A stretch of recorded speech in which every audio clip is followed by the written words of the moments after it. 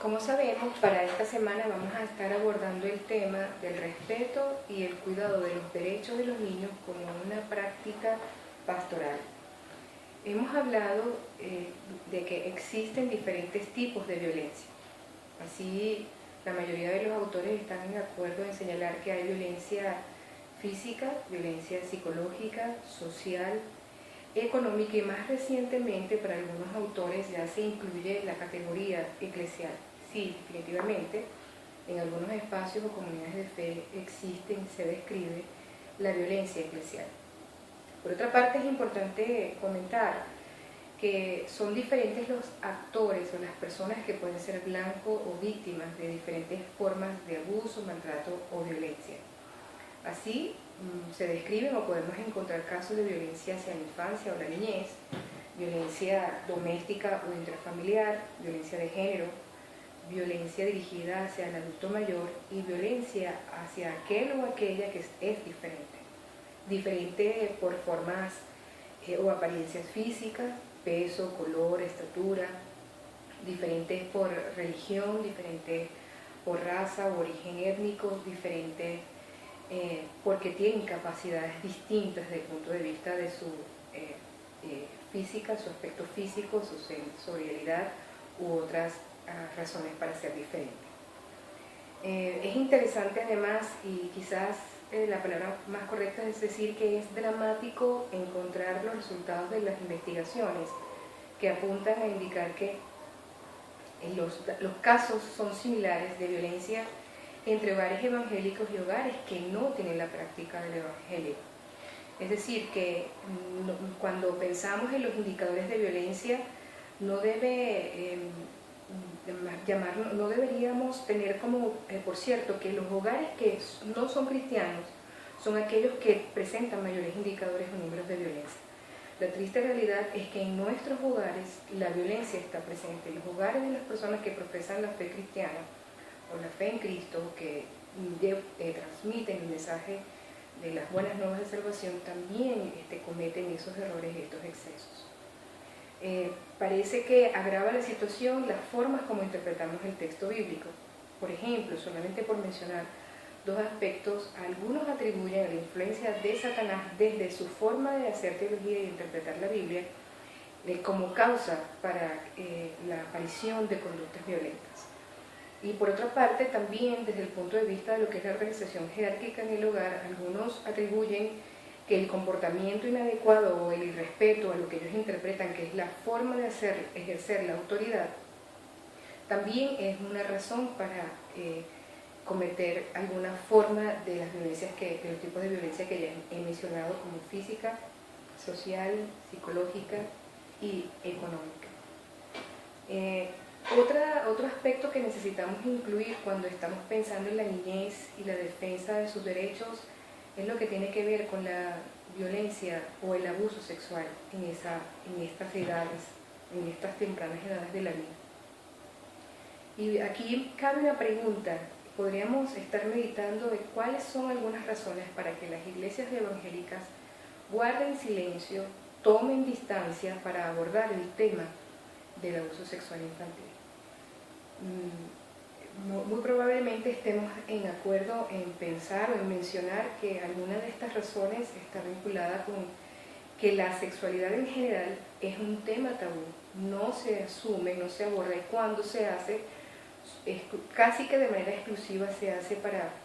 señalar o referir los casos de adulterio o de fornicación. Pero la verdad es que la sexualidad acompaña al ser humano desde que nace hasta que muere. Y tendríamos que aprender a definir,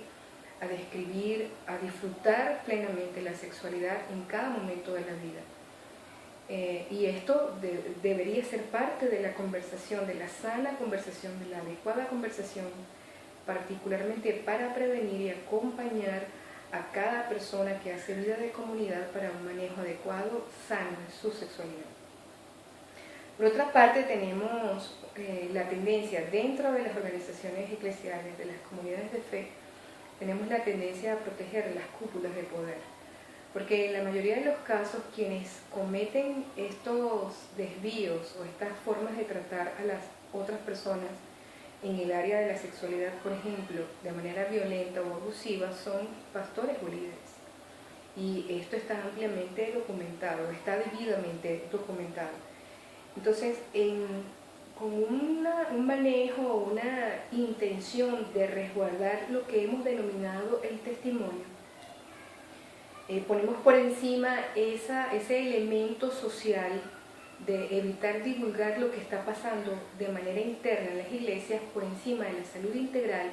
de los que sufren o de quienes son víctimas de esta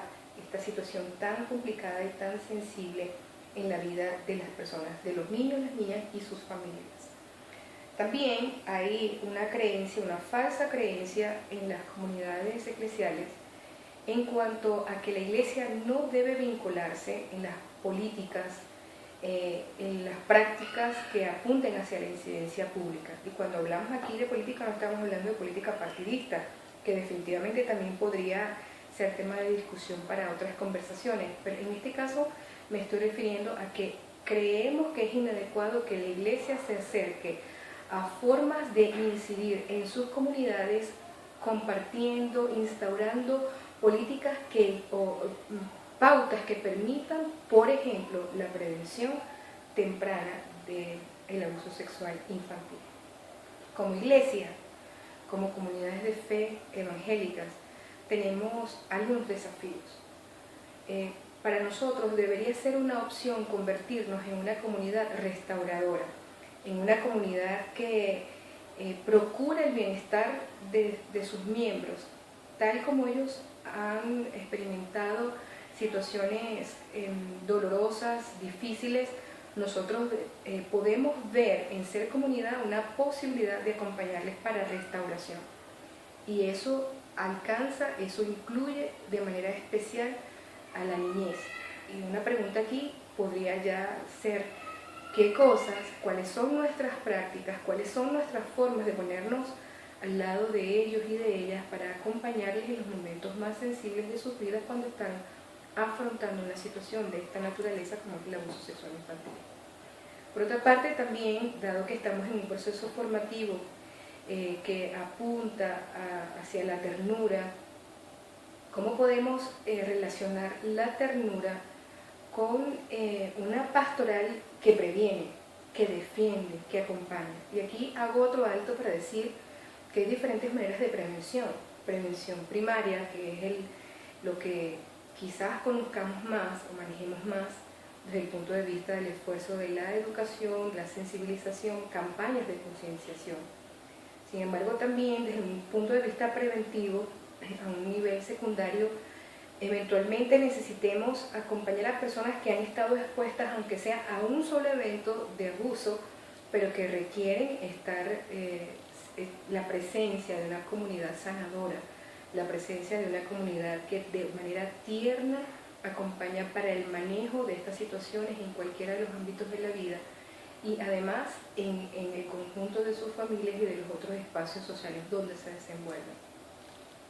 Pero eventualmente también la prevención pasa a otro nivel, un nivel donde se requiere una intervención de otra manera, una intervención que permita hacer la denuncia, una intervención que permita identificar y paralizar, neutralizar la actuación del victimario o la victimaria. Una intervención que permita que toda la comunidad se involucre para sanar, para acompañar, para restaurar. Como ven, solamente en dos asuntos, en dos desafíos, realmente son muchas las tareas, las prácticas que se podrían activar para hacer una pastoral mucho más profunda,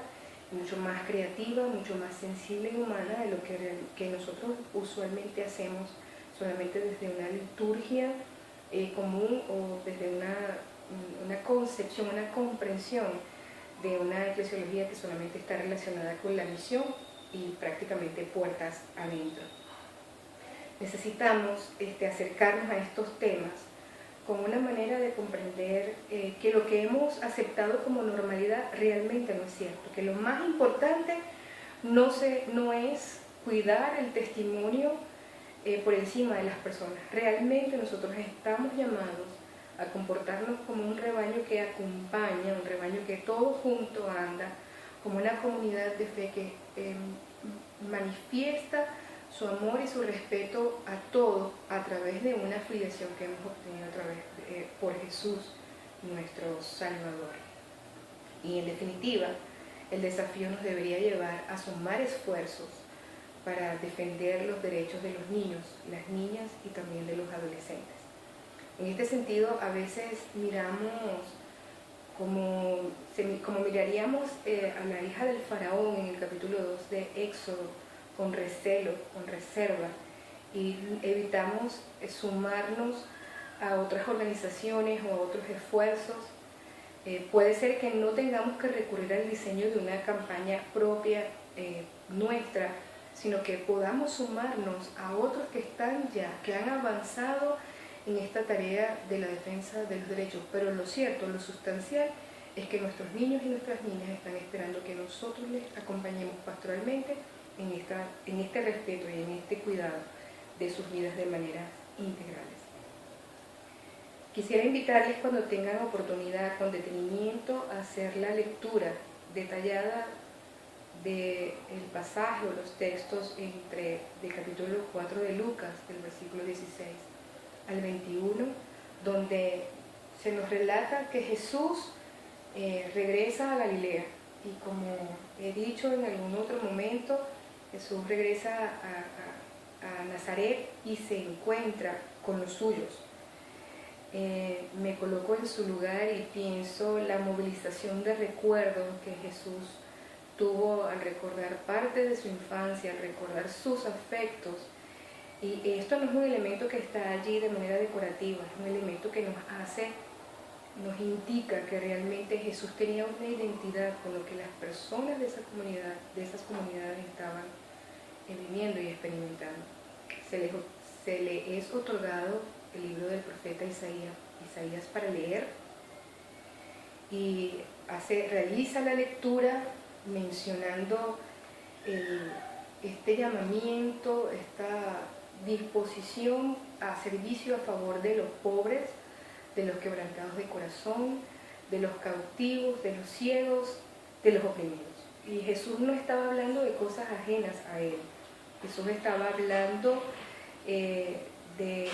probablemente recordando las cosas que él en su propia carne había experimentado. Él había sido pobre, él había sido movilizado, muy probablemente había sido rechazado por ser parte de una familia que subsistía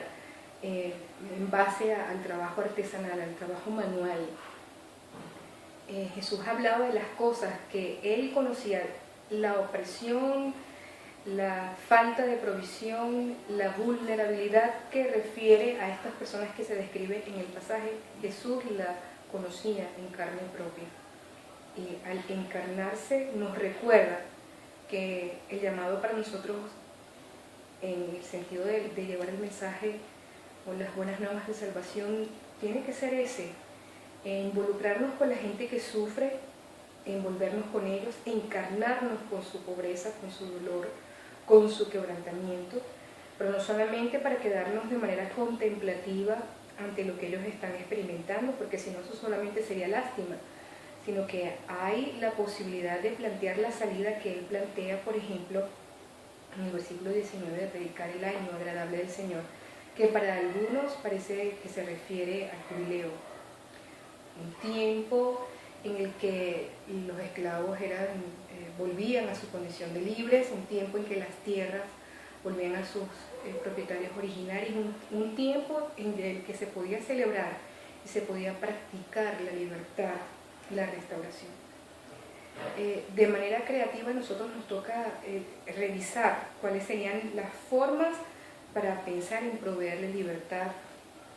a los niños, a las niñas, a los adolescentes,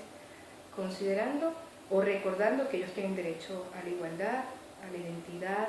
al amor, a la educación, a la protección, a una calidad de vida, a un trato solidario, a estar integrados en la vida como el resto de las demás personas. Pero eso requiere que nosotros que recordemos que el ser humano es integral, que no solamente es alma, que el esfuerzo no solamente debe estar dirigido a pescar o a alcanzar almas, sino que necesitamos ser sensibles a acercarnos a interesarnos, a aproximarnos al niño o la niña con todas sus dimensiones, con todo lo que es, con todo lo que trae para entender un camino de acompañamiento. Y cuando hablamos de acompañar, para ir terminando este breve tiempo de compartir con ustedes, se trata de ponernos al lado del camino que ellos están recorriendo, identificándonos con su necesidad, sabiendo que ellos vienen de una manera, de un punto de partida que probablemente nosotros desconocemos, pero si hay una posibilidad de proyectar un futuro que ellos mismos van a proyectar como actores, como partícipes de su propio proyecto de vida. Cuando hablamos de pastoral de acompañamiento, una pastoral que respeta